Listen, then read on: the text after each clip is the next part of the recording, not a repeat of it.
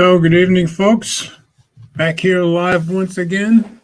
Welcome to Friday Night Tech Talk. I'm Mobile Geezer, your host, and we do this every Friday night at 8 o'clock Eastern Time from the U.S. And we talk about stories from last Friday to this Friday. So, first one in here tonight was Brian. Brian got in here really early. He was here at like 6:15, so he's been here a while. And Eleanor just popped in, so I'm glad you're here too, Eleanor. And those are usually my first two regulars that pop in. So anybody else that's here, just pop in and let me know you're here. Say something in the comments. And I do this every week, and it's live simulcast on YouTube. And both of my Facebook IDs, which is Mobile Geezer, is one ID, and George Hayes is the other. So you can go to either one on Facebook, and you're going to get the same live broadcast. So every week we go over the stories, and I put them on my webpage for the show notes. So I will show you where to go for the show notes. To my webpage. Let me get my branding stuff out of the way for a second. So if you go to mobilegeezer.wordpress.com, click on today's date, and you're just going to get tonight's stories. So whenever I show you this every week, I give you a preview of what we're going to be talking about. So we're going to start. I found this story about how flip phones are making. I said flip phones, foldables are wonderful, but flip phones are making a statement. That was on The Verge, and a pretty good article. And the author's kind of right. Flip phones are pretty hot right now, so we'll talk about that. And I usually save the big story of the week, at least the big tech story of the week, for the second story to give people a chance to get in. And of course, the big story this week was Samsung Unpacked. So I went to Mashable, and they're showing us everything that was revealed at Samsung Unpacked on Wednesday. Then the Z Fold 5 was one of the foldables that came out. And I found a story that said, on Tom's Guide, that said the Pixel Fold has a better display. So we'll see what is meant by that. That's not an overall better display, just under certain conditions. And then I just said here, is this the iPhone 15 Pro's programmable action button? I didn't even know about the programmable action button, but I guess a button that has a bunch of different things you can program it. So it's going to kind of replace the mute button on the iPhone. So pretty cool. And then remember last week I had a story about how the iPhone 15s may be somewhat delayed from September, maybe getting pushed back into October. So I said the real reason for possible iPhone 15 Pro delay issues. So a little more in depth on that. And then lastly, I've got two different articles, but it's the same story, that Elon decided this week he was changing the logo from the bird to X. Now, we all know that Elon has pretty much a real fetish about X, SpaceX. He just loves X. So he wants the, well, he doesn't just want, he's changed the logo to X. And he's going to run into a couple of issues in a couple of countries. I guess they didn't do complete research. Japan, there's a Japanese rock band that owns X there. So my guess is he's going to have to pay them to use it there. And there was another country, Thailand or somewhere, that also they'd have to pay to use the X. But I guess in most places he'll have the X. And the corporation over Twitter has been renamed to X Corp. So Elon's really serious about this. And then I went, and that story was on the Phone Arena. But then I went to a second Phone Arena story where he got the @X handle from a longtime user and hasn't given the guy a dime. So we'll just go over that real quick. Did give the guy a different handle, but I just thought it was pretty cool not to give the guy something. So those are the stories we're going to go over tonight. Let me stop screen. I haven't heard anything from either Will or Ted. So if they come in, I will certainly let you know. You know, as we know, last week we had Will for about half the show. And other than that, it's going to be a quick if it's just me. And here's Annette. Hey, Annette, glad to have you here. So we've got different parts of the country represented. Brian from New York, Annette from California, and Eleanor and I are kind of in the middle in Tennessee. So that's good. So, all right, so I'm going to start with the first story. Like I said, I'll let you know if either of the guys come in. So let me share screen again. I'll go back and put my branding stuff back first. Okay. Didn't mean to do that. Okay. Let's go share screen. And we'll go with the first story. So that's going to be, I said, foldables are wonderful, but flip phones are making a statement. And this is based on an article on The Verge. So let's head over to The Verge and you'll see what I mean. Flip phones are having a moment, and all eyes are on Samsung now. Now, this was from Monday? Yeah, from Monday. So this was 2 days before the Samsung Unpacked. And let's see who wrote this. This was by Allison Johnson, who writes a lot of stories for The Verge. So let's go into read review, get rid of some of these ads. And she starts, what's old is hot again, and flip phones are so very hot right now.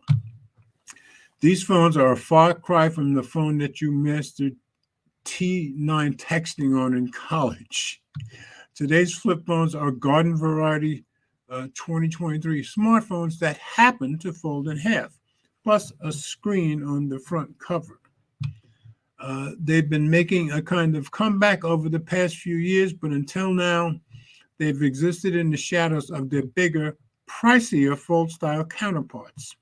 That's understandable considering that their small cover screens haven't been good for much more than checking the weather and pressing pause on a podcast. But that's all changing this year in a round of updates from Motorola. I guess I should show you mine. I happen to have my Motorola Razr Plus with me. So, I mean, it has my case on it, but I should probably always show it without a case because it's such a beautiful phone. And let's see if I can get the case off.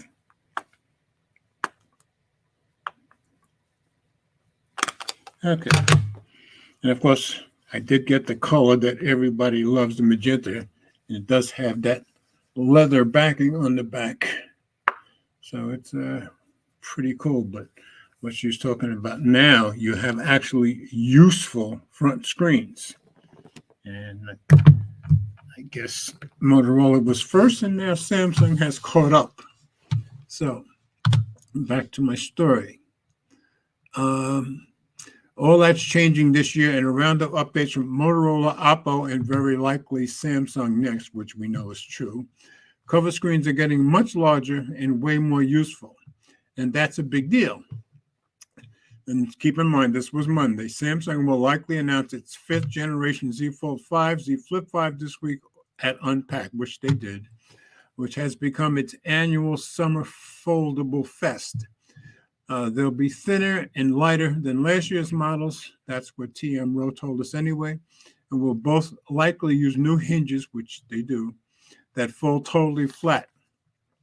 The Z Flip 5 is heavily rumored to come with a much bigger cover screen than previous generations. The Z Fold 5, well, rumors point to a very boring update, frankly. And I'm seeing a lot of stories that people are bored with that update.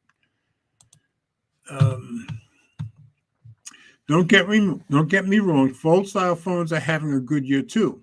We got the Google Pixel Fold after years of anticipation, and it turned out to be a success, at least by first gen standards. Honor just launched the folding phone that's nearly as thin and light as a regular phone, which is a big achievement on its own. OnePlus will likely enter the chat later this year and could bring some much needed competition on price. It's rumored to be like $300 less than the Samsung Fold or the Pixel Fold. The foldables sold in the US right now start at around $1,700. Actually, it's $1,799 as far as I know. So $1,800, I would say. But even this new crop of folding phones is basically a riff on what was already out there. They aren't fundamentally different in terms of build than the past 2 years of Samsung's Galaxy Z Fold phones. They're going to keep getting thinner, lighter, more durable, please, and God willing, cheaper. But in 4 years, they probably won't look vastly different than they do now. Flippables, on the other hand, are undergoing a more radical transformation. And that's the Pixel Fold, I believe. The previous generation of flip-style phones felt like a regular phone with a smartwatch on the front. Good for checking quick information, but not a lot more. The new flippable cover screens sit in a more comfortable place between a smartwatch and a full-size phone. And you can decide if that's true for you. I guess that's somewhere between, I forgot I wasn't showing me on camera. I guess that's somewhere between a smartwatch and a regular size phone, but certainly a lot more useful, and I am loving this phone. So,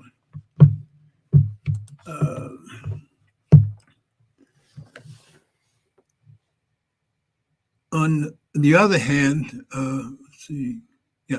a folding phone gives you a standard size screen on the outside and a tablet size screen on the inside. At minimum, you have a regular amount of phone in your hands. And when you want more phone, you open it up and get Phone Plus. If you're the kind of person who wants to run 4 apps at a time for tasks that usually require a computer, it's a glorious experience. But again, a folding phone will run you almost $2,000. That's true. Once taxes hit, it's about $2,000. I've heard that from Eric. I've heard that from a number of different YouTubers. And that's where the flippables are poised to take on more mainstream appeal. They cost about the same as standard flagship phones. Yeah, they coming in at $999. And price is one of the biggest question marks going into Wednesday's Unpacked. And they did make the Flip 5 on $999, just like the Motorola Razr. If the flip phone gets bigger cover screen, will the price increase too? No, it did not. If it stays at $999, I think Motorola was responsible for that. That could be bad news for Motorola Razr Plus. The Moto is $999, but lacks the full IPX8 water resistance that the Flip series had included for the past couple of years. But the Z Flip 5 is better at water resistance, but I gather the Moto is better at dust resistance. Competition, what a concept. It's Samsung's move, but Motorola's potential loss is our gain. Samsung might push Motorola to offer more discounts on the Razr Plus. In turn, maybe we'll see more aggressive promotions for the Z Flip 5, and the trade-ins are pretty good this time, not like 6 months ago. Competition, what a concept. Either way, flip-style phones are finally living up to their potential, and they're getting some well-deserved attention about flipping time. I like that. That's my kind of humor. So I wanted to get that story in before I went to the Samsung event. Let's get rid of that. Nobody new has come in. Let me go to my comments. And here's Matt. Hey, Matt. Glad to have you here. Okay, I've only been through one story, and I'm coming up on the big story of the week, which I'm sure you know was the Samsung event. So we're going to go talk about Unpacked now. So this was the advertisement during the flip side, and I just said everything revealed at Summer Samsung Unpacked. This was on Mashable, but there were a few people, of course, that had this story. So everything Samsung announced at its Galaxy Unpacked event: the Fold, the Flip, the Tab, the Watch, and that's it, the 4 things. So let's go into read review, get rid of some of these ads. And this was by Stan Schroeder, and this was from the 26th, which was Wednesday when they had the event. All products featured here are independent. Oh, that's just okay. That's a lot of Samsung gadgets: the Fold, the Flip, the Tab, the Watch. Samsung's lineup of products just became bigger, way bigger. That's because there are multiples within there. At its Galaxy Unpacked event on Wednesday, Samsung launched 2 new foldable smartphones, a new Galaxy Tab S9 tablet coming in 3 variants, and a whopping 4 new versions of the Galaxy Watch. Here's a rundown of everything that's new. Galaxy Z Fold 5. The keyword is flat. Samsung's Galaxy Z Fold 5 hasn't received any massive upgrades, and a lot of people are disappointed about that, I gather, compared to last year's model, but it has been refined in ways that foldable phone connoisseurs will likely appreciate, and that's true. Most importantly, the new Z Fold 5 folds really flat. Yeah, people have been wanting that for a long time, thanks to a redesigned hinge. And you can see it's totally flat here. This means no more gap when the phone is fully folded, which is a minor issue that's been plaguing foldable phones since forever, and people have been complaining about it since they came out, 5 years ago. Another big change is the new Qualcomm Snapdragon 8 Gen 2 processor, which powers the new Fold. Other than that, display sizes, memory options, battery sizes, and camera specs haven't really changed much since last year. It's pretty much the same as the Fold 4. A 6.2-inch AMOLED cover screen with 120 Hz refresh rate, 7.6-inch AMOLED main screen with 120 Hz, Qualcomm Snapdragon 8 Gen 2 processor, 12 gigabytes of RAM, 256 gigabytes or 512 or 1 terabyte. 4400 milliamp battery, 10 megapixel selfie camera, 4 megapixel under display camera. It seems like a number of people who have this are disappointed that the cameras weren't upgraded at all. I guess that's last year's cameras.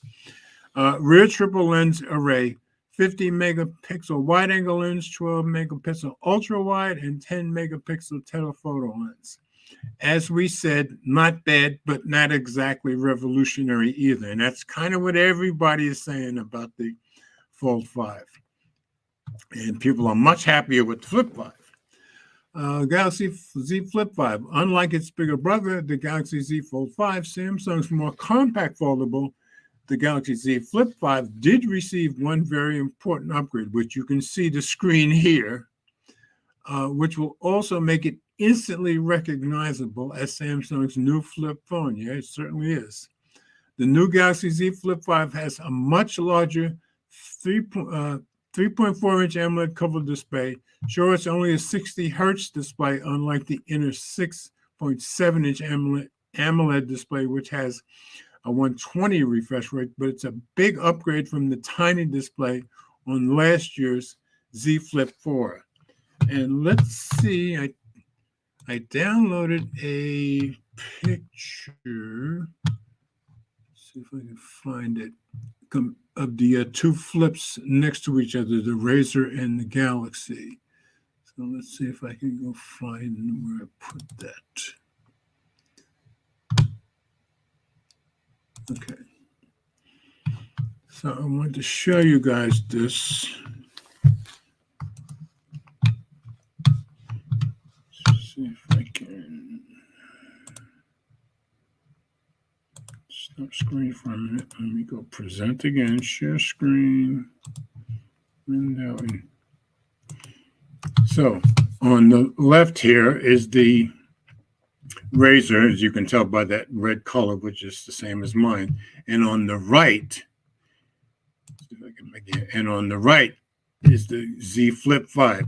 So you can see the Razr screen is still a little bit bigger, but of course the Z Flip 5 screen is still much, much bigger, and people are pretty happy about that. But I wanted to let you guys see them side by side. So let me go back to my story. Okay.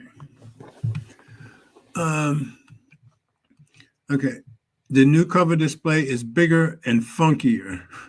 The Samsung Galaxy Z Flip 5 also received an improved hinge, which makes it fold fully flat, as well as Qualcomm's new Snapdragon 8 Gen 2 processor. So this also folds completely flat, just like the Fold 5 does, which people have been wanting for years. Overview of the specs: 3.4-inch AMOLED cover display, 60 Hz refresh rate.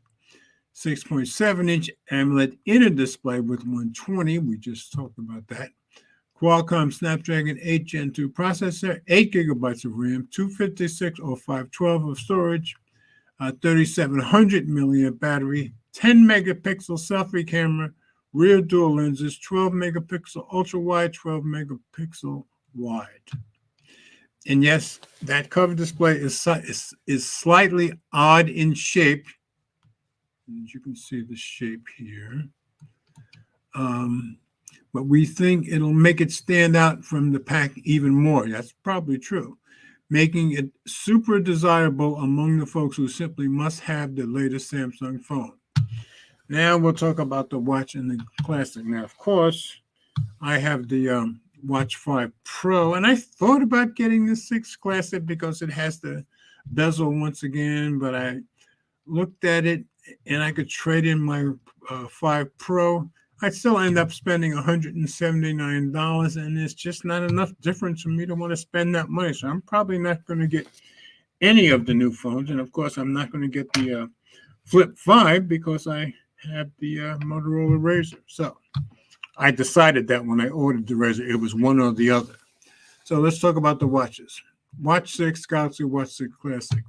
This year, Samsung skipped the Galaxy Watch Pro, instead launching the Galaxy Watch 6 and Galaxy Watch 6 Classic, both of which came in 2 different sizes, 40 and 44 millimeter for the regular, and 44 meter and 47 millimeter for the Classic.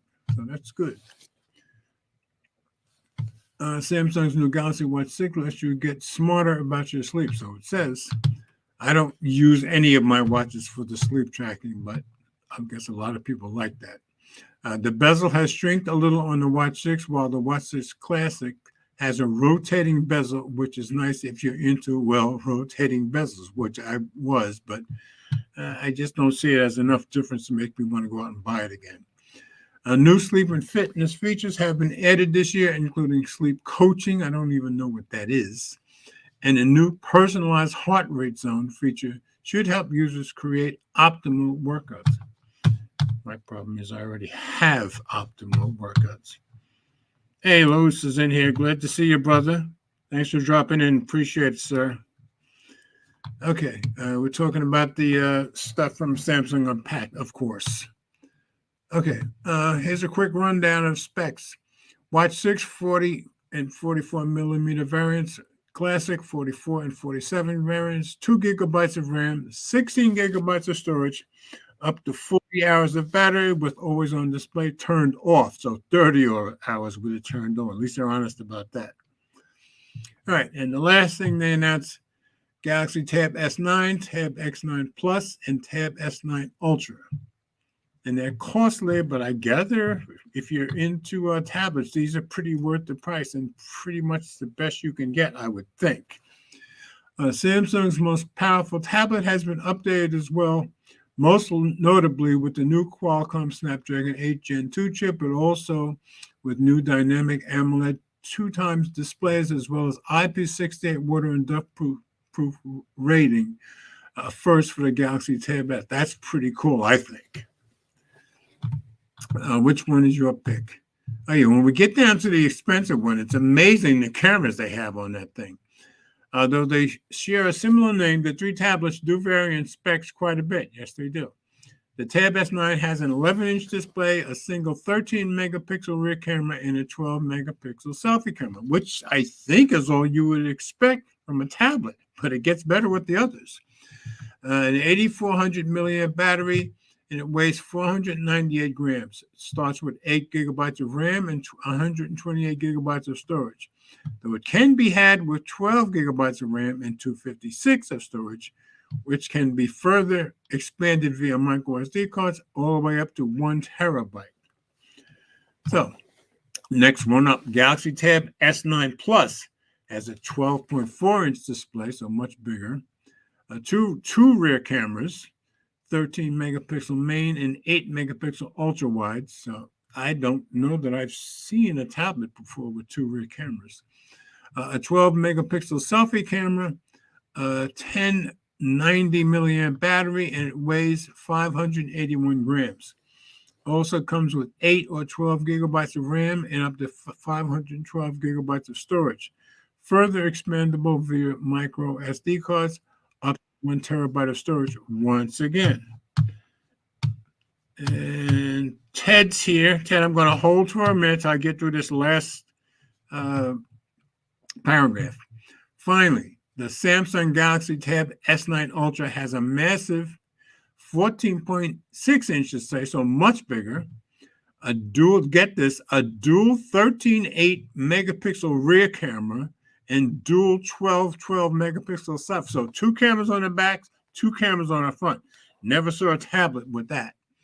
And 11,200 milliamp battery. But it all comes at the expense of weight, as it's quite a bit heavier than the other 2 tablets. I guess it would be. Weighing in at 732 grams. It comes with 12 or 16 gigabytes of RAM, up to a terabyte of storage again, which additionally can be expanded via micro SD cards, providing up to another terabyte of storage.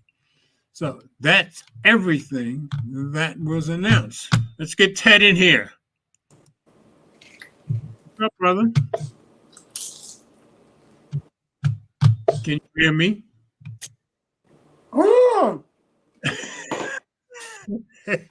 Tell me the man doesn't know how to make an entrance, folks. Come on now. Let's see. Lewis said, hey, everyone. It's a refinement year when it comes to the Z Fold 5. And yes, very much so. And people are out there complaining about it, but they're still buying it. So how was moving? You're all moved? Yep, I'm in a new place. Okay, good. So Hence the angle. It's not quite ready yet, but getting there. Okay, very good. It takes time, So I'm glad you got it done.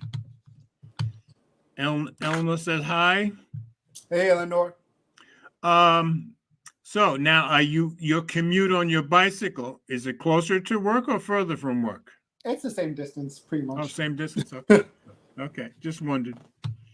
Even though I know you have electric bicycles, so it probably wouldn't make all that much difference. Oh no, I have a single speed, not an electric. You have what? I'm thinking about getting an electric one, but I have a single speed, not an electric. Oh, I thought it was part of the electric. No. No, just the one gear I got. Oh, okay. So I'm used to regular bikes. I don't have a, but of course, everybody's brother's getting electric. So I hope to be one of them. Well, I mean, I always said it makes sense for commuting. To me, it doesn't make sense if you're just doing it for exercise. But in your case, it makes perfect sense, I think. Matter of fact, I was watching a video from Louis Rossman today, and I told you he just moved to, I think, Austin about a month and a half ago, 2 months ago. But when he was in New York for the last 4 years, he was taking his electric bike all over the city that he built himself, because he said it just made much more sense than anything else. Yeah, I saw it. Yeah. I think I saw it on my feed today. Something about an e-bike scam that New York had going on. No, yeah, but there was an e-bike bad accident on the Manhattan Bridge, and he started off saying, he liked to take the Williamsburg Bridge. This is the bridges that go across to Brooklyn. Mm-hmm. There's 3 bridges. The Manhattan Bridge is the middle one, and that's the one off of Canal Street. And he said it's very thin, and it is much thinner. So I gather there was a very bad accident today or yesterday on the Manhattan Bridge, and it was so bad. He said, "I'm not going to show you the pictures because it's that gruesome." Oh And wow. he said, if you saw the pictures, you'd think somebody had died. I gather nobody did die, but I gather it's close enough that he didn't want to show it. Was it just involving bicycles, or was it involving cars? I mean, I believe it was bicycles and cars. Oh, okay. And when you get in New York, he talks about, I didn't even get to where he actually got into the accident, but he was talking about how the DoorDash people and stuff, it's not like what Mike uses his car. In New York, They use bicycles. And he says when they're trying to make money, they'll run red lights, they'll almost run over people, they'll go through red lights without even looking, all kinds of crazy stuff. So it makes sense. You know? Yeah. Also, like if you saw Casey Neistat when he was vlogging back in the day. Yeah. But he wasn't he on a scooter most of the time, I thought? He looks like he gets around on his scooter, like, all over the city very easily. Yeah, I think it's by far the best way to get around the city. Now, of course, back in my day, I've been out of the city working for 30 years, more than 30 years now. But the subway was my preferred way of getting around. But nowadays, subway's probably a little bit too dangerous. I'd probably take an e-bike. That would be my bet. I think I drove in New York 2 years ago. Uh-huh. Like the top speed you can get a car in New York City is 45 miles an hour. Faster. Well, it depends. Now, keep in mind, I used to drive for a living in Manhattan and New Jersey. Uh-huh. There have been times when I've been going down Broadway doing 60. Broadway? And got away with it, but you have to know what time of day to get away with this stuff. It's usually in the middle of the day, nowhere near lunchtime, and this was 33 years ago, so I don't know what it's like today. I don't know. I don't know what time you could get. Maybe at the dead of night when the sun has gone down. Oh yeah. I mean, you could get away with it at midnight, but this was during the day. I'd say about 10:30 to 11 in the morning. You'll find big stretches of 2 or 3 blocks where you can do stuff like that, but it's pretty rare. But I do remember one day I was walking when I was programming. I used to walk back to Port Authority to take the bus back to Jersey, and I was walking back across Broadway, just a block south of Times Square. I saw a guy come up 37th Street going the wrong way, turned onto Broadway, which happened to be empty at that moment. He went 3 blocks up Broadway the wrong direction and made a right turn and got away with it. There wasn't another car in sight. That was amazing to me. But I wouldn't try that in New York very much, I'll tell you that. Let's see. Matt says some of the e-bikes have had batteries starting. I did see a story somewhere about fires. Yeah, you have to be so careful with them. Yeah, and I guess they're like, they're the same kind of batteries that we have in the phones. And those are always, if you're not careful, they can be a fire hazard. Yeah. Even some of the Tesla batteries, same thing. Yeah, but the difference with Tesla though is that at least when they planned it out, they knew where to put the the batteries in the car. But I'm just saying, when you build your people own have bike, had fires from Tesla batteries because of but like when you build your own bike, yeah, when you build your own e-bike, that's you have to get creative on how you can. And I don't think most people are going to be as careful about it as Louis Rossmann either. Yeah. Because this guy does repairs for a living, so anything he puts together, he's going to be very careful and methodical about it. Okay, are you ready to do a story? Yep. Okay, we are going to the. I hope I missed the Samsung stuff. We're going to the Z Fold 5 screen story. You want to do that one? Or you want me to do it? All right, I'll do that one. All right, let me share. It didn't come late. Didn't come late enough, darn. Okay. Let me. Right, this one is on Tom's guide, and I just said Z Fold 5 screen much better than the Pixel Fold ? So we'll see what the author says. All right, whenever you're ready, I'll put it in reader view and you can take it away. Let's see. I just took the Z Fold 5 and Google Pixel Fold outside, and it's not close. Mark Spoonhour is saying that sunlight is not the Pixel Fold's best friend. Yeah, and he writes a lot of stories for them. So if you're going to spend $1,800 on a smartphone, you want to see the screen in direct sunlight, right? I know I do. Yeah. But technically, you can do both on the Z Fold 5 and the Pixel Fold, but one premium foldable is much, much brighter, like way brighter. I'm working on my Z Fold 5 review in progress, and I just took both of these foldable phones outside on a warm 88-degree day in New York City. And to be fair, both the Z Fold 5 and Pixel Fold are fairly visible in the shade. And you can see it here. It's showing nicely on both of them. So let's see. And the one on the right, that's the Z Fold 5? Yes. All right. In that case, you have to go. No, I'm sorry. The one on the right is the Pixel because it has the bezel that you can see much better. Oh, but I can also see the crease much better. Yes. Oh, the crease is horizontal on the Pixel Fold. Yeah. It's vertical on the Pixel Fold, and it's horizontal on the Z Fold 5.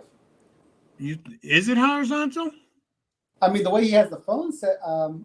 I think the creases are the same. It's just much more visible on the phone. I think I could be wrong. No, zoom in. It's the way he has the phones like laying down. Oh, the way he has. Okay, I see what you're saying. Okay. It's vertical.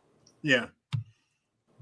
I mean, it's vertical on the Fold and horizontal on the Z Fold 5. That's right. But you can see they both show up very nicely in shade, but it's going to get real bad here for the Fold in a few minutes. Both do a fine job displaying an ultra-wide photo in the park, taken with 2 camera phones. Yes, the Pixel Fold, the bezel on the Pixel Fold is very noticeable, but that's another story. But when I took these foldables into very bright sunlight, the Pixel Fold's display started to decrease dramatically after 30 seconds. And this was with adaptive brightness on both devices. Lots of phones start to dim their screens in order to not overheat in the sun, but as you can see, the Pixel Z Fold 5's panel remains way bright. So the one on the right is now the Z Fold 5? Yes. Okay. Oh, so up top, the one on the right was also the Z Fold 5. I just have to look at the bezel now to know which one is which. Yeah, exactly. I'm sorry. Go ahead.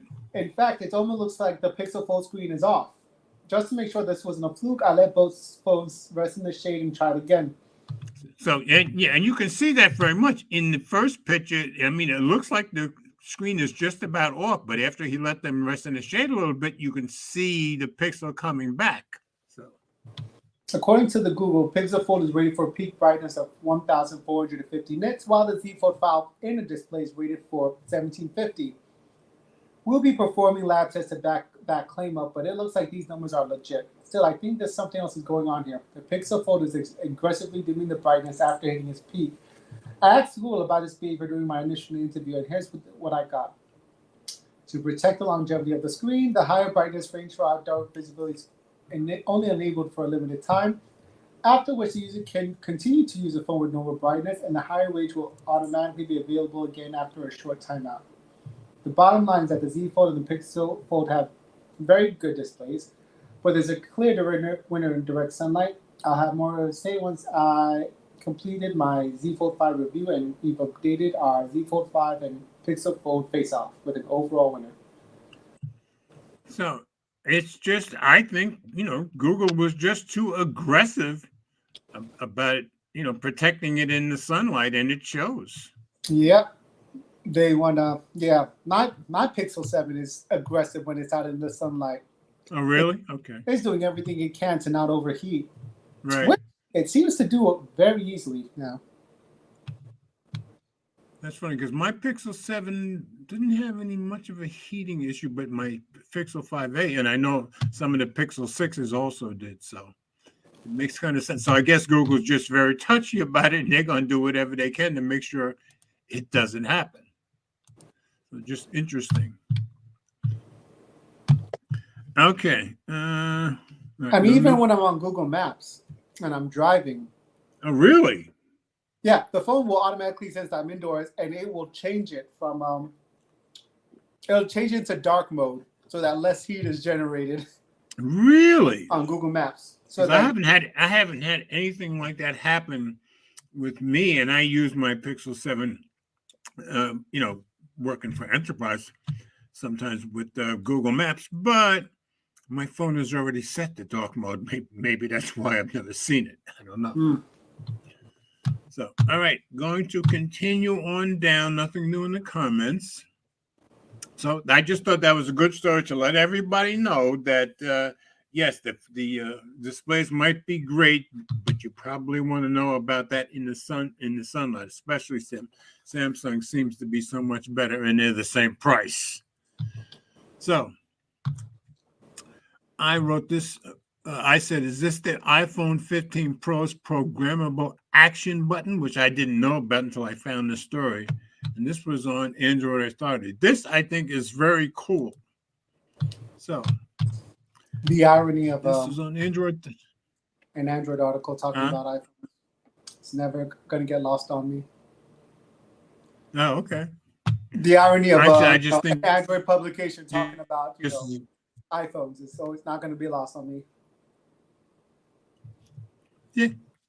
Okay. Yeah, it is Android Authority, but they write a lot of stories about iPhones too. Anyway, Apple accidentally reveals functionality of new iPhone 15 Pro action button. So this is only going to be on the Pros, obviously. It could have as many as 9 programmable options, and they're going to show them to us. But I think this is very cool. So let's go into reader view, get rid of some of the ads. Wait for it to catch up. There you go. Okay, and this was by, I didn't even get who wrote it. Let me go back. Is this showing? Oh, this is by Adamya Sharma. Okay. Ooh, go back to her name. I like that. That's a cool thing. I forgot what it's called, like a tap look or Adamya Sharma? No. Well, Sharma, I know, is a very, very, it's like Sharma in India is like Jones or Smith in America. Move your cursor to her name. I used to work with a couple of different Sharmas. I was saying move your cursor back to her name. Oh, it's right here.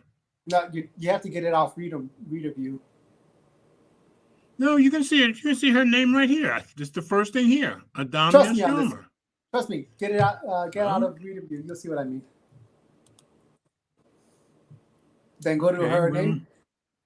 Okay. Boom. Oh, it shows you the whole thing. Okay. Oh, so it's giving you the same thing that it gave us in reader view, but over here. Okay, I got it. Okay. Yeah, I used to work with a couple of guys named Sharma in Orlando when I was still programming. That there are a lot of Indians in the programming world. So of course I've worked with a lot of them over the years. So I've gotten to know which names are very common and which names not. Oh, as a matter of fact, this when we go into reader view, it's not even. I gotta stay out of reader view because we're not going to get the story. That's the article, guys. Let's continue reading. Okay. All right. I didn't even catch that. Okay. Apple's iPhone 15 Pro series is expected to ditch the physical mute switch and replace it with a programmable action button, which I think is a very good idea. We've been hearing about this new button for a while now. I didn't, but none of the leaks and rumors have been able to ascertain its functionality. Now it looks like Apple has accidentally leaked what the so-called iPhone 15 Pro action button can do. The company released the 4th iOS 17 beta to developers yesterday. And this was from yesterday. Okay, good.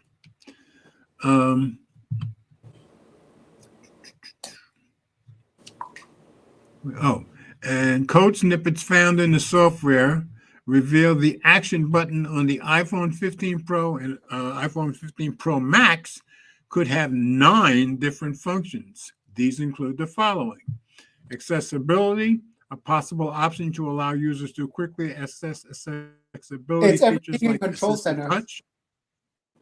Huh? It's everything in control. It's all the toggles that are in Control Center. Control Center doesn't have that many toggles. Not You 9 can of them. enable them. You can enable them in settings. Okay, I didn't know you could. Okay, anyway, I just think this is very cool. Next button, next function, shortcuts. This might let users run any shortcuts they create on the Shortcuts app. That I think is very cool. Silent mode. This is pretty self-explanatory and should function like the mute switch. That's true. Camera, a possible option to quickly launch the camera app. That's a good thing on iPhones because you always have to go back to the page that has the camera on it. Flashlight, an easy way to switch on the flashlight of the phone. Well, we can already do that pretty easily. Focus, the function could let users switch focus mode on and off. I think that's very useful. Magnifier, this might launch the magnifier on the iPhone's camera app. Translate, the option could allow users to fire up the Translate app. Yeah, that would be nice to have a quick way to do that. And voice memos. Users might be able to quickly start recording voice memos using this option. So I think very functional and very good idea. The action button appears to be extremely multi-purpose with all the features revealed in the iOS 17 beta. Apple could also have additional features in store. We will need to wait and see what the company shows at its fall launch event, which will most likely take place in September. And yes, this page was very helpful. So I think very cool that they're replacing the mute switch with that. Good idea, you think? I don't know. I always like the toggle. You know, the hardware. Well, you'll still have it. You'll just have additional functionality that you can programmed in there. So it's still going to be a switch? Yes. Well, it's still going to be some kind of switch because one of the functions was a mute switch. Because they made it sound like it was just going to be a button. I don't know. Well, I don't know. They saw it.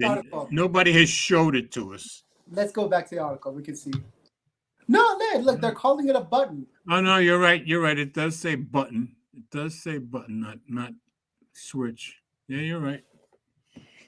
I don't know. I always liked it. But another irony that's not lost on me, the fact that Apple on their first go is doing the programmable button better than Android. Well, I wouldn't say better than. Depends on which company. Depends on which Android company you're talking about, doesn't it? Better. I don't know. I'm sure that. No, I don't think they do it better than Moto.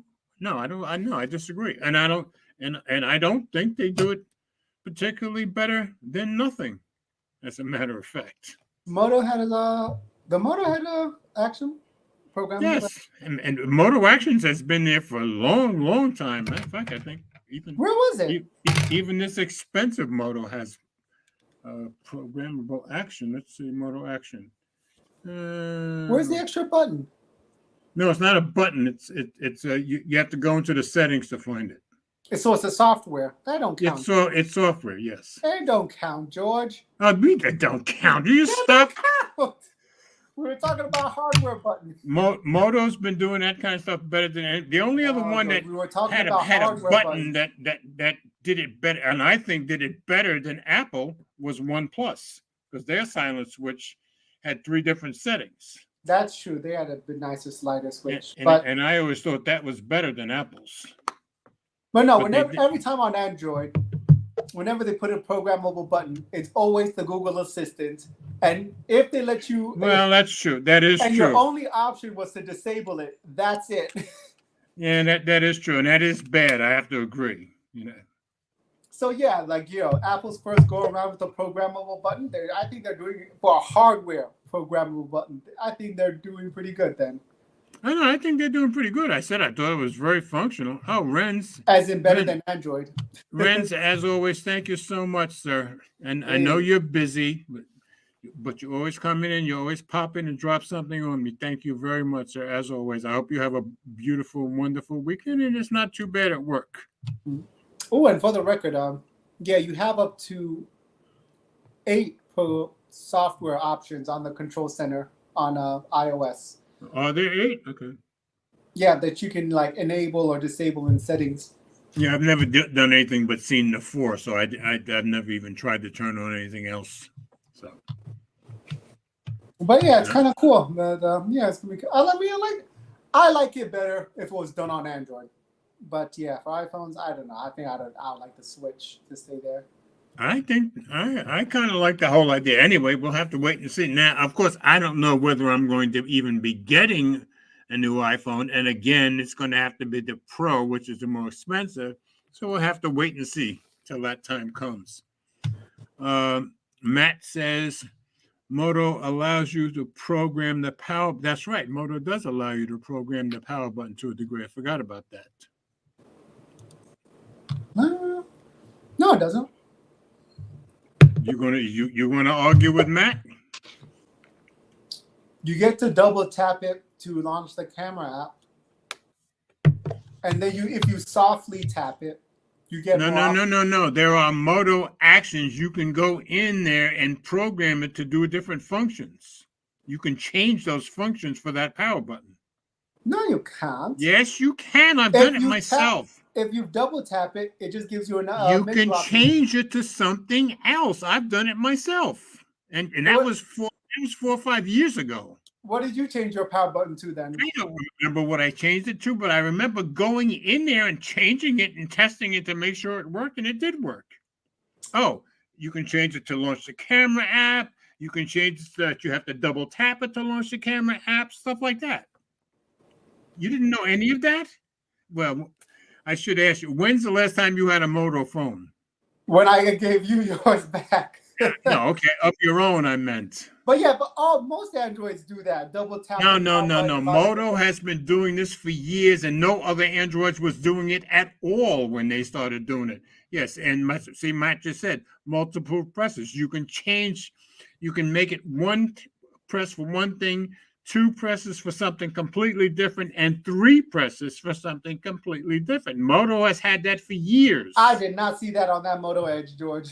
What, you didn't know to look for? If you don't know to look for, you're not gonna... I looked. I saw the options you gave me for the power button. Okay, Matt and I are both wrong, and you're right. Even though we both have Moto phones, I have 2 or 3. I have 3 Moto phones at the moment. Get that Moto Edge out right now. You can see.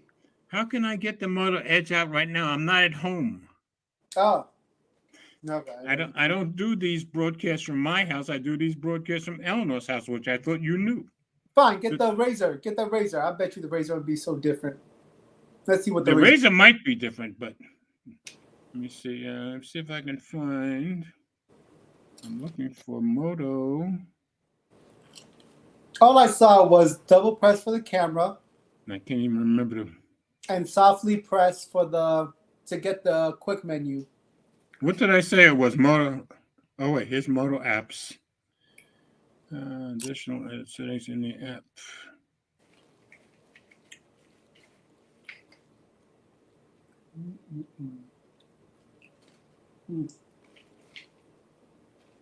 Yeah, in Moto apps, you can change it to do different things.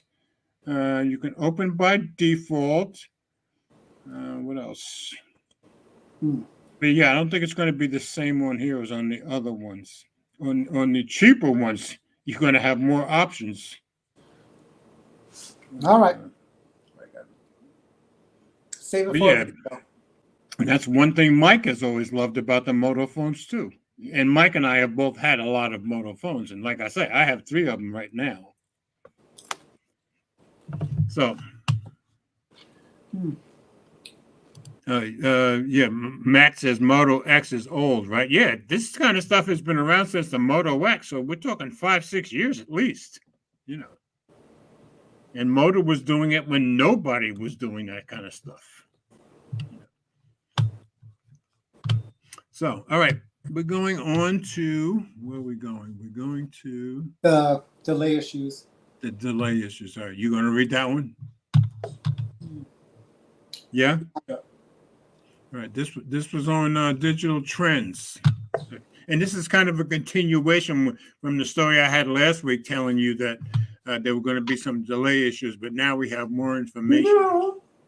So whenever you're ready. Before we get into this story, and we're just leaving the iPhone stuff, we should probably take the opportunity to do like an explainer video on USB-Cs coming to iPhones. Well, how do you mean an explainer video? For these, Apple schmucks. We've been doing stories about the USB-C coming to. I've done at least 5 or 6 over the last year and a half. That's been for the tech enthusiasts. We now need to do it for the schmucks. That I don't think of it. I don't think of anybody as schmucks. That's just me. Don't know, they don't keep abreast with the news and the stories. They don't know, it's gonna be a surprise to them when they find out. This whole thing with the EU forcing them to put the USB-C in there has been around so long. I'd be very surprised if the average person hasn't heard something about it. They don't know, George. They have no clue. Well, who nobody is stopping you from making videos, remember? Likewise, George, no one's stopping you from making the video too, maybe okay, when's the last time I made a video? Oh yeah, 2 days ago. When's the last time you made a video? It's just that when I do the video, I'm going to be saying schmucks. Well, you're allowed to say schmucks as long as I don't have to say it. I'm good. You will probably be more eloquent. No, I just don't call. I just tend not to call people schmuck. You have to remember, I was raised right outside New York City, worked in New York City most of my life. I've been hearing the word schmuck since I was 10, 9, 8, something like that. So I just tend not to call people that. So it's just a nice little simple explanation, like, hey, your iPhone now has a USB-C port. And just explain to them what they can use to charge it. Matt has a good one. Apple Schmucks sounds like a cereal. That is true. That's a good point, Matt. It's Apple Schmacks. Apple Smacks. Apple Schmuck. That does sound like a cereal, though. There is a cereal called Apple Smacks, and it tastes horrible. And I didn't know there was one called Apple Smacks. Yeah. Okay. It doesn't really taste of apples, but you would know what that tastes like. It did not. Only you. Apples. I think and it has a frog on it. Oh really? Yeah. I don't think I ever heard of it. I know Sugar Smacks, but that had the bear, not the frog. Maybe I'm thinking about Sugar Smacks. Sugar Smacks has been around since I was, 12, 13 years old, 50s. But I'm just saying, a good explainer video, let people know they had no idea, this uses the same cable like Android. I'm gonna let you make that video. Oh, Apple Jacks, that's right, Apple Jacks. You're right, Matt. I have heard of Apple Jacks. I've never had them though. Okay. No, I'm not thinking about Apple Jacks. I know Apple Jacks. That's my second favorite cereal under Cinnamon Toast Crunch. Really? It shows you I go way, way back. My favorite cereal to this day is still Cheerios. And you can blame the Lone Ranger for that. Honey Nut Cheerios? That was his main... Huh? Honey Nut Cheerios? Now my favorite is probably Honey Nut Cheerios. Yeah, I love Honey Nut Cheerios, but Cheerios has been my favorite cereal since I was 7 or 8 years old. So we're talking 1952, 53, way back. That's it. All right, on to the story. All right, whenever you're ready. I'm putting a view. All right. Apple may face severe iPhone 15 shortage over production issue, report says. Hoping to get your hands on an iPhone 15 Pro or Pro Max when the new phones come out in the fall? Well, you may be in for a wait. Apple is experiencing production issues caused by a new manufacturing process designed to significantly reduce the size of the bezel around the display, according to a report from The Information on Thursday. Citing 2 people with direct knowledge of the situation, the report claims that the Pro versions of the Apple upcoming iPhone 15 could, as a consequence of assembly issues, experience supply constraints when the handset launches in a few months' time. The problem is more pronounced with the 15 Pro Max, suggesting that there will be a more severe shortage of that model than the 15 Pro. This feels very propaganda to me. Anyway, The iPhone manufacturer Foxconn is believed to have discovered the issue as it started a process known as the risk ramp, which involves making hundreds of thousands of users to see how reliably the product can be assembled without any defects. One of the information sources said the LG May displays have failed to pass these reliability checks, with issues reportedly occurring around the process that fuses display into its metal shell. Apple is apparently working on adjusting the design of the LG display so that it can resolve the issue. Notably, Apple and Samsung May displays are not thought to be experiencing the same problem, enabling the tech giant to produce a large number of units in time for the handsets launch in the fall. So, if you're going to take anything from this, guys, get the iPhone 15s made with Samsung displays. We're going to call it DisplayGate. Reducing the size of the bezel should give the phone a slightly larger screen, and the 6.1-inch display on the iPhone 14 Pro and the 6.7-inch display on the iPhone 14 Pro Max. This will be one of the features that sets it apart from the more budget-friendly iPhone 15 and 15 Plus, whose bezels are expected to remain the same. So how would you know whether Samsung is making them or not?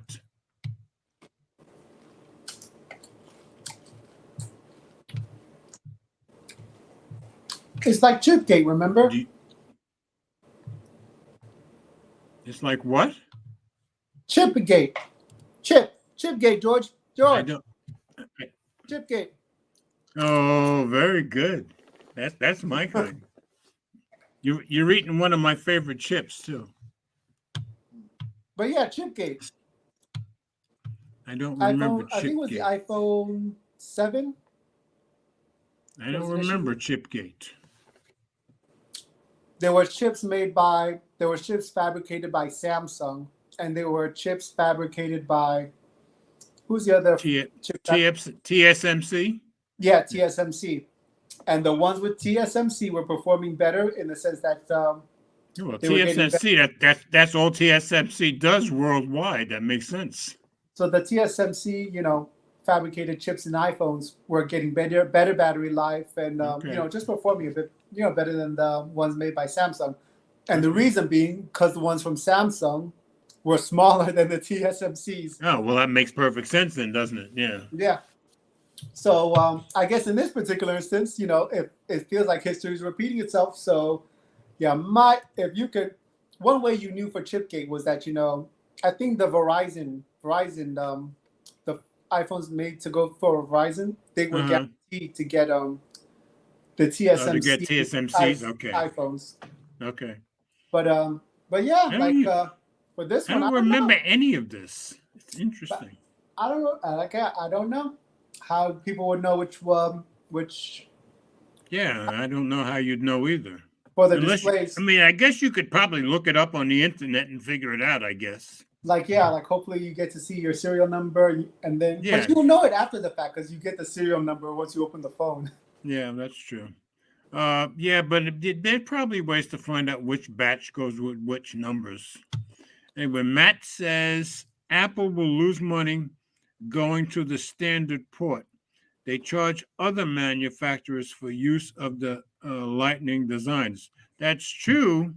And I gather Apple was going to kind of make these USB-C connections somewhat proprietary, and the EU said, no, you won't either. And that was the end of that. So good for the EU. Okay, I'm going to go on. For me, this was the most interesting stories of the week with Elon doing his thing again. So I've got two stories. So I'll take one and you can take one. So I'm going to take the logo changes. So I just said Twitter logo changes from the bird to X. This was on Phone Arena. Now, this was when it first came out, which was Monday. And Bye Bye Birdie, which I thought was a great title. Let me. I love that sound. Bye Bye Birdie was a big time motion picture and play in the 60s, starring Anne Margaret and Dick Van Dyke. Okay, Bye Bye Birdie Musk says Twitter is changing its logo to the letter X. And then later on, they came back with an update. It's now official. So I'll read you the update first, but we'll read the whole thing. It's now official. Text from Elon Musk and Twitter CEO Linda Yaccarino confirmed that Twitter's new logo is the letter X. Yaccarino posted a tweet that said, "It's an exceptionally rare thing in life or business that you get a second chance to make another big impression." Well, that's because Musk decided you did. Okay, our headquarters tonight. So there's the X. Somehow this reminds me of Iron Man's building. It's the kind of thing he would do. Okay, a few minutes into Sunday morning. Let me see if I can put this into read view because I had problem with the last one. See if this one. Okay, seems okay now. Okay, a few minutes into Sunday morning, Elon Musk took to his Twitter account to post, "And soon we shall bid adieu to the Twitter brand and gradually all the birds." Musk posted the image of a flickering letter X and answered in the affirmative when asked whether the Twitter logo was going to change. He added that it should have been done a long time ago. After posting the aforementioned X, Musk added, "If a good enough X logo is posted tonight, we'll make," I think he meant to say make it go live worldwide tomorrow, which he did. Twitter's multi-billionaire owner has a habit of making off-the-cuff comments on Twitter and then revising them via an additional tweet a few hours later. So we have to actually see a new logo introduced before we can say with any certainty what's going on. But he did follow that one up. The first tweet discussing the logo change was spotted by Reuters. The report noted that Musk changed Twitter's corporate name, get this, to X Corp. This man is obsessed with X. After spending $44 billion to buy the social media platform back in October. I didn't realize that he had made it X Corp a while ago. I didn't know it at all. Musk's goal is to build a super app like China's WeChat, which is not only a social media hangout, and I didn't know it did all this, but it is also used for instant messaging, playing video games, as a mobile payment app, and more. WeChat has over 1 billion monthly active users. Twitter has approximately 450 million monthly active users worldwide. Yeah, a little difference. And he said this was his tweet: "If good enough X logo will be posted tonight, we'll make it go live worldwide tomorrow." Twitter could have a new logo Sunday morning, which it does. Musk's comments contradict Twitter's own website. This is interesting, which notes that its Bluebird trademark is our most recognizable asset. Well, not anymore, I guess. That's why we're so protective of it. But if nothing changes Musk's mind over the next few hours, the Twitter bird may fly away to be replaced by a single letter, which it has. While Twitter started up in 2006, it wasn't until 2010, I didn't know that the Bluebird we all recognize as Twitter's trademark came into being. It even has a name. Again, I didn't know that, and it's my favorite basketball player of all time. Seriously, according to Logo My Way, it is called Larry T. Bird, after Boston Celtics Hall of Famer Larry Bird. He's my favorite player of all time. While it isn't clear whether Twitter would still call its messages tweets if the bird logo is replaced, that term might be too entrenched for any change to be made. Yeah, I don't think they can get away from tweets. Anyway, I see some videos on YouTube, and Charles Barkley and Shaq and some guys, some big time guys talking about playing against Larry Bird. This guy would mouth off to anybody. He'd be getting to come back into a game after a timeout, walk over to the player that's guarding him and say, "You see that corner over there? I'm going to get the ball. I'm going to shoot the ball and win the game." And then he would do it like every single time. So they were all terrified when he said anything. Yeah. Anyway, I just thought that was cool. So next story is the follow-up story. You going to take that one, okay? Yep, I'll take that one. All right, this is also on Phone Arena, so see if I can get into reader view. And I thought this was the better story of the two. I think this is the best story of drama. Okay, there it goes into reader view. All right, when you're ready. I think this is the best sort of drama. I love it. I thought this was the best story of the week. Hold on. I think I've seen this woman before. What's her name? Johanna Romero. Get it out of Johanna read Romero, yeah. Get it out of read of you, George. Take it out? Yeah. Okay. I think she goes by another name. It's the same name. No, look at the face, George. Okay. She reminds you of anyone? No, not me. Like, I think she comes up with Easy E, goodness gracious. With Easy on his Wired Wednesdays live stream. That's not, no. The two totally different women. No, they don't even look alike to me. They didn't even remind me of her. Really? Yeah, they don't look at all. They don't look at all alike to me. Oh, yeah. My mistake. Because I subscribe to her channel and she doesn't look. They look very different to me. Who is she? Maybe in the same weight range, but that's about all I can think of. What's her YouTube channel? The one I'm thinking about. Her name. I can't think of the name, but I'm subscribed to it too. I can't think of the name right offhand. Oh, anyway, well, she's not Johanna Romero, is what you're saying. Exactly. Okay. All right. Now, can I put in read of you? Yes. Thank you, George. Thank you. As part of the rebrand of the company formerly known as Twitter, Elon Musk has taken over the X handle within the platform. As of today, the @X handle was still in use by its original owner. Who was that? But that has changed this morning. Yeah, it's going to tell us. It's going to tell us. According to the report by Mashable, as of early this morning, the X handle is now officially the handle for X, or what we have all come to know as Twitter. Previously, the handle belonged to the photographer GeneX Huang, who has had it since 2007 and amassed a follower count of 26,000. He has specifically chosen that handle in the early days of Twitter due to that being his middle initial and him being a Gen Xer. Makes sense. When asked if Twitter management had reached out regarding a takeover of the @X handle, Huang responded that no one had, that he knew it was only a matter of time until he hears something. I haven't been contacted by Twitter, Elon. I'm keeping an eye on DMs, and as such, if they do touch base about it. Things took a turn shortly after when Huang received an email from Twitter saying that the company would be taking over the handle and reassigning a similar one to him. The similar one. Yeah, get this handle. George, can you zoom in?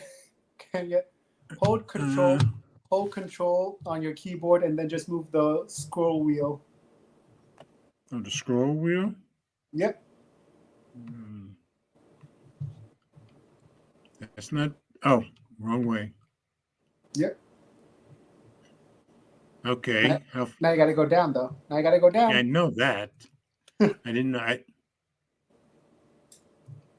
Come on. Okay. Go zoom in a bit more if you can. Let's go. This is good. This is good. This is the drama. Okay. So the similar handle that Twitter assigned him that was supposed to be similar to his old handle at X. Yeah. @X 1 2 3 4 5 6 7 8 9 8 7 6 5. No. You blew it. It's 1 2 3 4 5 6 7 8 9 9 8 7 6 5. You missed the second 9. Oh. But this is either really random or there are 1 2 3 4 5 6 7 8 9 9 8 7 6 4 other handles with the letter X in front of them. But he did use it. That's what I found surprising. He had a choice in the matter? He could have come up with something else on his own, I guess. But he did take it. You know. It was assigned to him. But he could change it. He could change it to something else. Anybody can. You can change your handle to anything else? I'm sure you could. Why not? You can change your name. I don't think you can change your handle once you make it up the first time. Okay. Anyway, he did use it. I just thought I think a lot of people would have just refused to use it, but he did. Maybe things are different now on X. I don't know.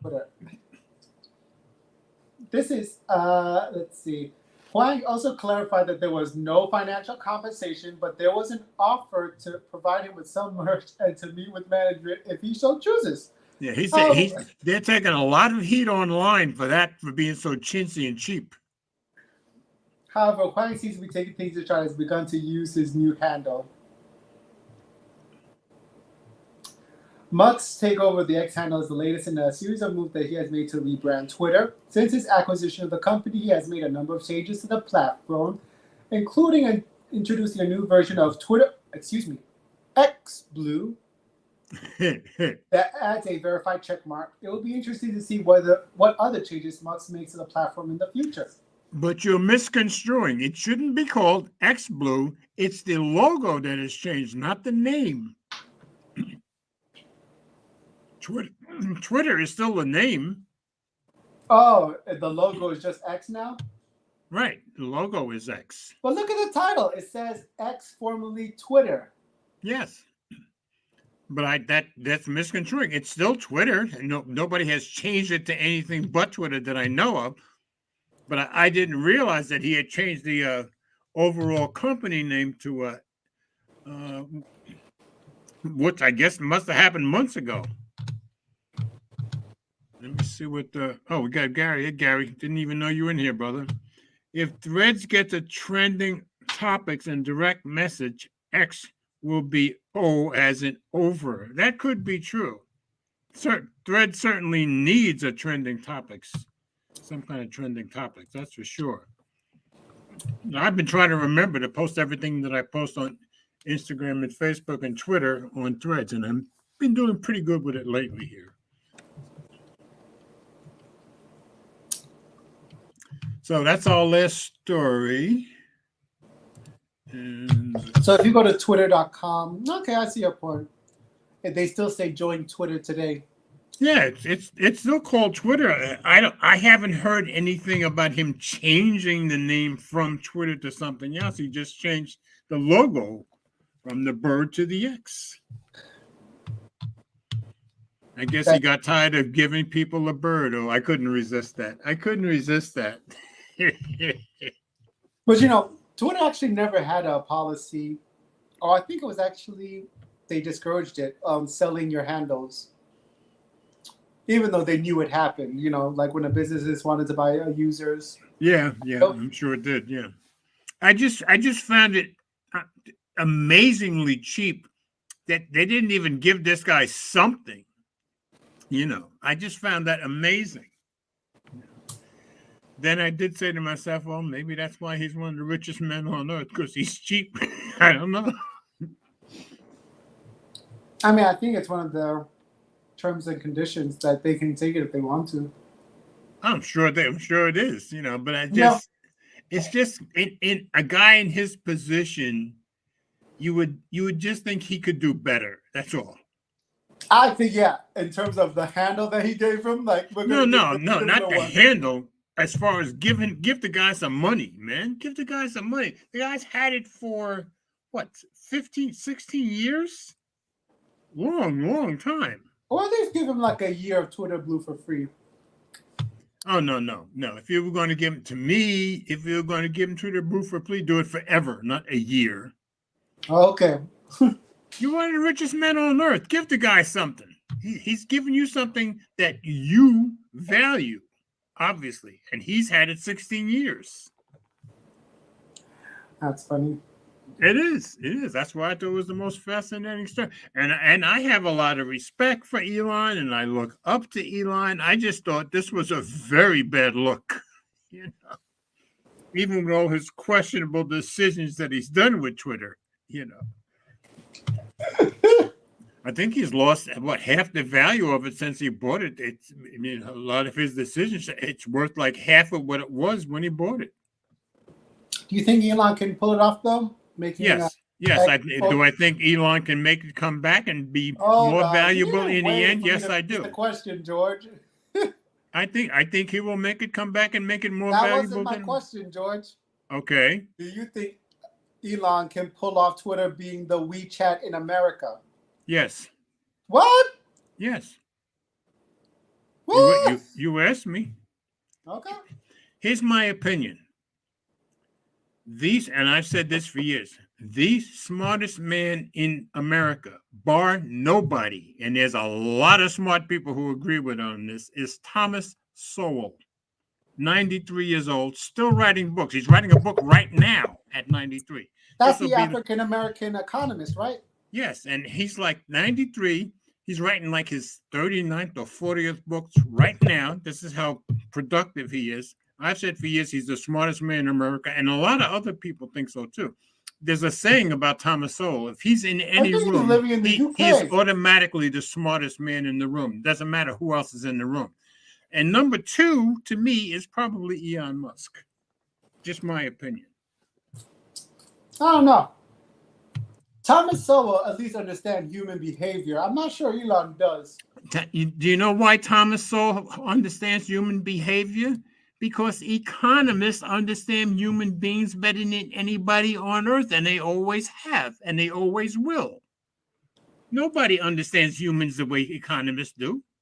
Nah. Because economists have to deal with the bottom line facts of how things really are.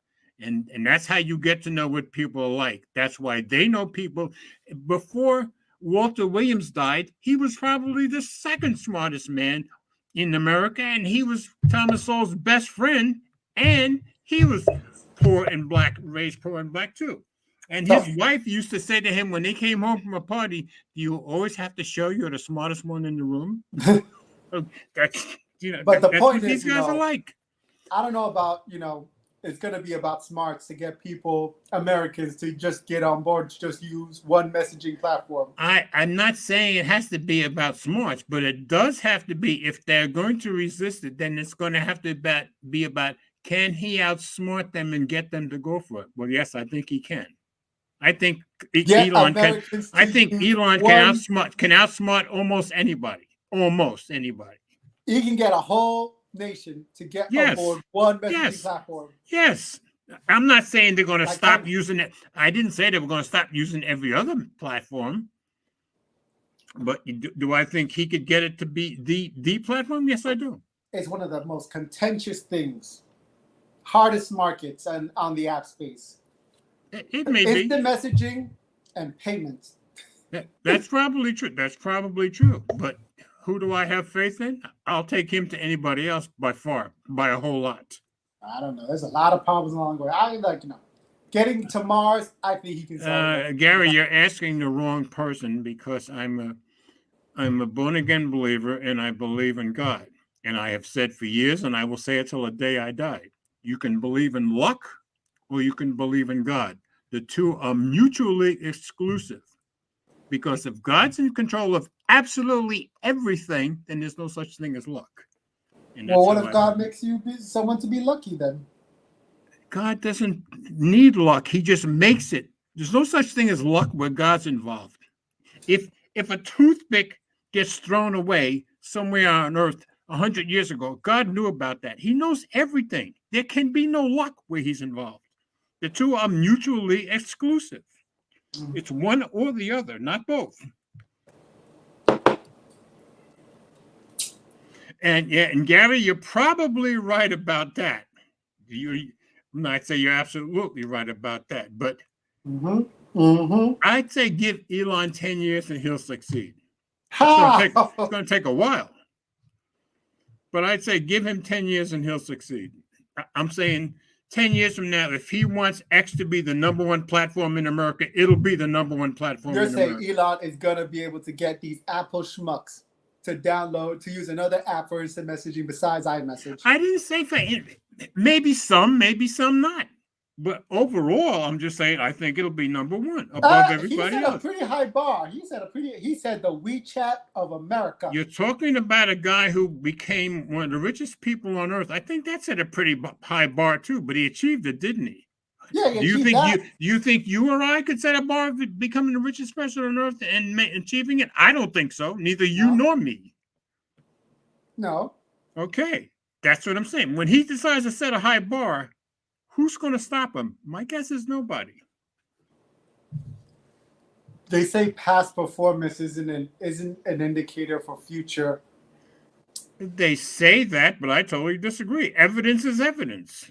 That's why evidence is allowed in courts. If there's evidence, then it's probably going to happen again. But that evidence If just there's a shows that precedent, it's probably going to happen the again. president That's that why they use precedents in he's law. good at being rich. He's good at being the richest man in the world. But can he convince? Yes, I think he will, Gary. I'm saying, yeah. Now, of course, I could be totally wrong. I mean, I've been known to be wrong before, and he could be out of business in Twitter in 2 years. I don't know, but this is what I believe. That's all. Listen, I can give him the benefit of the doubt, or like give him some hope that he can turn Twitter around. But as far as getting X or Twitter to be the WeChat of China of America, I don't know about all that. Well, when you say the WeChat of America, I'm saying it'll be number one. The Chinese Communist Party makes WeChat what they want it to be. Elon can't do that. At least I hope he can't do that. Yep. But yeah, can he get it to be number one? Yes. But can he make everybody see? The difference between them and us is he can't just say, because I told you to do it, you do it or you go to jail. But they can say that, and it happens. WeChat had the CCP. What does Elon have? Smarts that nobody else has. I don't know. Smarts. That's my guess. I don't know if smarts is going to be enough. I think it'll be enough in his case. But like I said, I've been wrong before. And surprising, I know. Are you finished? See, you're eating my favorite chips, but what are you doing? You're spending an hour licking your fingers just like I do when I eat those chips. They're really good. Trying to get all the orange off. I agree, Gary. Anyway, that's all the stories for tonight. And Ted has made it interesting, as he usually does. And you didn't even mess with our minds with your lighting for a change. Hey, my place is under construction. What can I do? There's only so much I can do. Okay, you're not in a position to tease us like you usually do, right? I'm operating at a diminished capacity in this place. It's under construction. Hey, I'm 78 years old. I'm operating at a diminished capacity too. What did Matt say? Matt said, I'd be much more impressed with Elon if we worked on world hunger. Hey, did you hear about that story? I can't say I would, because I don't think anybody has ever or will ever eliminate world hunger. I don't think that's possible. You heard for the anybody. story, George? No. George, the story. He actually put a challenge to the World Health Organization. I think it was who it may not have been them. Some of the biggest liars on the planet. Go ahead. Oh, it's probably end world hunger. But he basically said, come up, give him a plan where, they can eradicate world hunger in a set amount of time, and he would bankroll it. Okay, and he probably would. You have a problem. But look, they never came up with a plan for him. The World Health Organization is just like our politicians, just like politicians in Europe, just like politicians in Russia, just like politicians in China. You show me a politician. There is no such thing as a politician who gives a crap about anybody's life outside of their own family. It's never going to happen. It never has happened. It never will happen. Elon Musk. So they're not going to care, because if people die of hunger, what do they care? They never cared. They never have cared throughout history, and they never will care. So that's just a silly idea. Look at that. You have fans. Are you seeing that? Hey, what's up, George? Okay, yeah, I found the tweet. So if WFP, what the heck is WFP, can describe on this Twitter thread exactly how $6 billion will solve world hunger, I will sell Tesla stock right now and do it. Yeah, well, $6 billion is not going to solve world hunger. Well, listen, I think they were saying that it could, and Elon was just asking for the plan. Show me the plan how it's going to do it. Yeah, but that's not going to, that's nowhere near enough money to solve world hunger. And see, Gary even agrees with me. They don't care. That politicians don't care about people's lives. They never have. They never will. This is how they are. That's the best thing about being American. they don't care about me, but at least here I can care about myself. A lot of places I can't do that. If they're the World Food Program, World Food, I don't know what we said. WF what P? yeah, WFP. They're the I World had Food I have Program. never heard of that acronym before. And yeah, Elon was asking them to give him a plan of how $6 billion will solve world hunger, and he would give them the money. Yeah, because Elon knows that $6 billion is not going to solve world hunger. It's not even going to come close.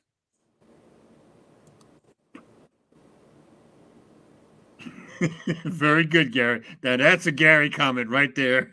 But look, yeah, it looks like the year before the WFP raised 8.4 billion last year. And did they end world hunger? Oh no, it actually got worse. There you go. There you go. Why? Because what do politicians do when money's around? Oh yeah, they start putting it in their pockets and lying. That's what politicians do with money. So what they always, how do you think all our politicians went into Congress poor and ended up rich in a couple of years? They all do the same thing. They did it in Rome, they do it in Europe, they do it in China, they'll do it here, they do it everywhere. Never changes. But I'm glad you told me that they raised the $8 billion and it ended up worse, because that's what you expect from politicians. If you want people to raise enough whatever money or whatever it takes to actually solve world hunger, it would have to be done by common everyday people like you, me, Gary. Everyday people. Politicians are never going to do it because they're never going to care enough to do it. And they're going to get pissed off that you're taking their money and wasting it when it could be going in their pockets. Exactly. Anyway, but all of a sudden we're solving world issues here. Be nice if we could actually save somebody's life. Let me put this article in the chat. For what purpose? So people can read. It's actually an interesting one. Okay. What happened to your camera? Are you still there? Yeah. Oh, you disappeared. Yeah, I posted the article. It's actually an interesting read. You put it in the chat? Yep. I don't see it. Why don't I see it?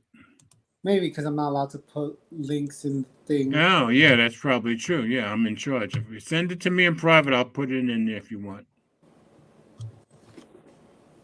Yeah, I forgot. I'm in charge. Yeah, there it is. Okay. Let me copy the link and see if I can put it here in comments. What is he saying? What's in an iPhone? Apple phone. Yeah, I'm putting it in now, Gary. There you go. Yeah, because I'm running the broadcast, it had to come from me. Yeah, you have to ask Jerry Rig what's in an iPhone. I don't get it. What's in an I totally missed it. He says in order to find out what's in an iPhone. Oh, in order to find out what's in to see which display it is, we would have to ask Jerry Rig. Well, that's true. Okay, that would make sense to me. Okay. All right, we're done. So, are you spending the weekend, organizing things in the apartment and stuff, or? Yeah, pretty much while I can. How's the photography stuff been going? That's been on hiatus. Oh, just because of the moving? Yeah. And it's been 2 weeks. It's been 2 weeks of that, right? Yeah, and haven't even actually finally put up the monitor, which is why I look up here, because, I've been mostly using the iPad, which is... So hopefully you'll get back to some of your own work by next week, I hope? Hopefully. Okay. Yeah, there were some gigs too that I missed out on. Oh, well. Yeah, and I feel bad that you're missing out on gigs because it sounds like you were doing pretty good with the photography side. Yeah. But it's just getting used to this place. Okay. The downsides, really. Yeah, but you still have enough room, I would assume. Yeah, I have enough room. Okay. All right. Then get to it. Everybody, I want to wish everybody a happy and blessed weekend, as I always do. And let's all thank Ted for his his knowledge and wisdom coming in and putting it, adding to the value of the show. And but you had that whole thing filled with chips? Yeah, pretty much. Okay, you greedy. I actually got thing. it for a few more bowls. Okay. I'm glad you have the bike then. All right, folks. Everybody have a wonderful and blessed weekend. And let's always remember we all do better when we love each other. And we'll see you next week. Good night, y'all.